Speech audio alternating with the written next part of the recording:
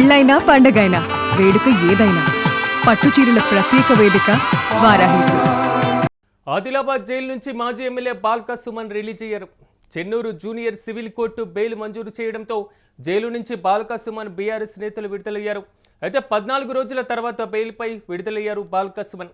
Kyathanpalli municipal ఎన్నికల వేళ ఘర్షణ వాతావరణం. మంత్రి వివేక్ కాన్వాయ్పై దాడి కేసులో అరెస్ట్ అయ్యారు బాల్కా సుమన్.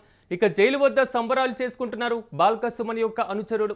సో క్యాతనపల్లికి సంబంధించినటువంటి మున్సిపల్ ఎన్నికలకి సంబంధించినటువంటి అంశంపై మరి ముఖ్యంగా రాష్ట్ర మంత్రి వివేక్ వెంకటస్వామి యొక్క కాన్వాయ్పై రాళ్ల దాడి నేపథ్యంలో సో క్యాతనపల్లిలో ఘర్షణ వాతావరణం చోటు చేసుకున్నటువంటి పరిస్థితులు కనబడ్డాయి. ఈ నేపథ్యంలో సో మాజీ ఎమ్మెల్యే బాల్కా సుమన్ని కూడా పూర్తి స్థాయిలో అరెస్ట్ చేసినటువంటి వైనం. దాని తర్వాత బీఆర్ఎస్ పార్టీ పూర్తి స్థాయిలో అక్కడ హల్చల్ చేసినటువంటి పరిస్థితి, ధర్నాలు చేయడం, ర్యాలీలు చేపట్టడం, సో చలో క్యాతనపల్లి అనేటువంటి కార్యక్రమాలు కూడా పిలుపునిచ్చినటువంటి పరిస్థితి.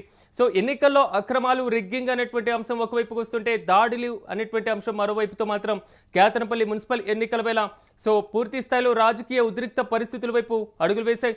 ఈ నేపథ్యంలో తాజాగా బాల్కా సుమన్ను విడుదల చేశారు. 14 రోజుల రిమాండ్ అనంతరం ఆయన విడుదలై బయటికి వచ్చారు. ఈ నేపథ్యంలో బాల్కా సుమన్ అభిమానులు భారీ ఎత్తున ఆయన ఘన స్వాగతం పలుకుతూ సంబరాలు చేసుకుంటున్న పరిస్థితి కనబడుతుంది.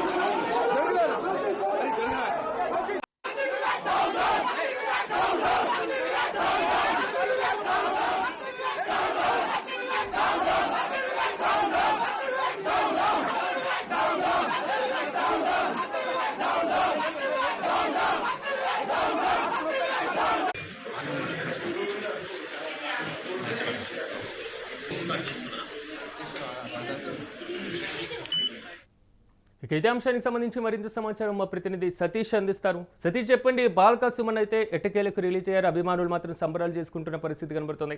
సో బాల్కా సుమన్ రిలీజ్కి సంబంధించిన డీటెయిల్స్ ఏంటి?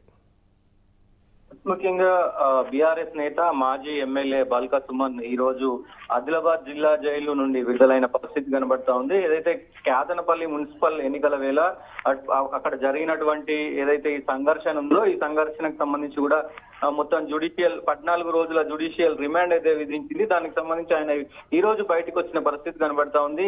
ముఖ్యంగా ఉదయం 8 గంటల ప్రాంతంలో జైలు నుండి విడుదలయ్యారు. ఆయనతో పాటుగా పార్టీ నేతలు రాజిరెడ్డి, అనిల్, అలాగే లక్ష్మీకాంత్ కూడా విడుదలైన పరిస్థితి కనబడతా ఉంది. ముఖ్యంగా ఆ బెయిల్ కు సంబంధించి చెన్నూరు జూనియర్ సివిల్ కోర్టు మరి అలాగే మంచిర్యాల జిల్లా సెషన్స్ కోర్టు ఈ కేసుల్లో బెయిల్ మంజూరు చేశాయి. దీనికి సంబంధించి ఏదైతే కోర్టుకు కట్టాల్సినటువంటి 25,000 పూచికత్తితో షరతులతో కూడిన బెయిల్ అయితే ఇచ్చింది.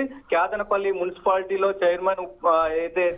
చైర్మన్ సంబంధించి ఉప ఎన్నిక సమయంలో పెద్ద ఎత్తున ఏదైతే గడ్డం వివేక్ సంబంధించినటువంటి కాన్వాయ్ పైన రాళ్ల దాడి జరిగిందనే కేసులో కూడా ఆయనను ఫిబ్రవరి 18న పోలీసులు అరెస్ట్ చేసిన పరిస్థితి ఉంది. అరెస్ట్ లో భాగంగా ఆయన జైలుకు పంపించడం జరిగింది. 14 రోజుల ఈ రిమాండ్ తర్వాత ఈ రోజు విడుదలైన పరిస్థితి అయితే కనబడుతోంది. ముఖ్యంగా జైలు నుంచి విడుదలైన తర్వాత బాల్కా సుమన్ కు బీఆర్ఎస్ శ్రేణులు ఘన స్వాగతం పలికారు. ఆదిలాబాద్ నుంచి కూడా మొత్తం క్యాతనపల్లి వరకు వాహనం ద్వారా పెద్ద ర్యాలీతో సహా ముఖ్యంగా ఆయన క్యాతనపల్లి వరకు వెళ్లారు. దాని తర్వాత ఆయన మీడియాతో కూడా మాట్లాడారు.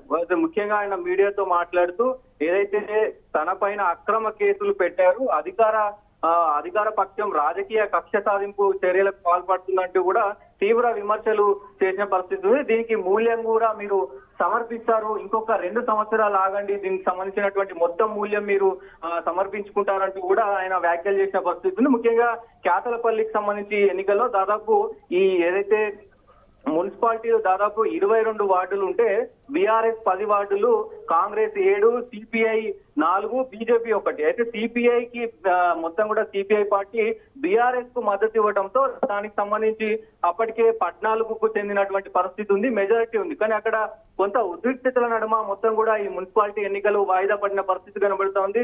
సో ఆ రోజు జరిగినటువంటి ఈ చైర్మన్ ఎన్నిక సమయంలో అయితే మంత్రి వివేక్ పైన చేసినటువంటి దాడి కావచ్చు, ఇదంతా కూడా తీవ్ర ఉద్రిక్తతకి దారి తీసింది. సో దానికి సంబంధించి బాల్క సుమన్ కూడా మరి పోలీసులు అరెస్ట్ చేసి రిమాండ్ చేసిన పరిస్థితి కనబడుతుంది. 14 రోజుల తర్వాత రిమాండ్ నుంచి బయటకు వచ్చి సో మరి కాంగ్రెస్ కు మరి ధీటుగా ఇప్పుడు సమాధానం అయితే చెప్తున్న పరిస్థితి కనబడుతుంది. చూడాలి మరి ఏం జరుగుతుంది ఏంటి అనేది కూడా ప్రస్తుతం చర్చనీయాంశంగా మారింది ఇది ఎన్నికలకు సంబంధించి.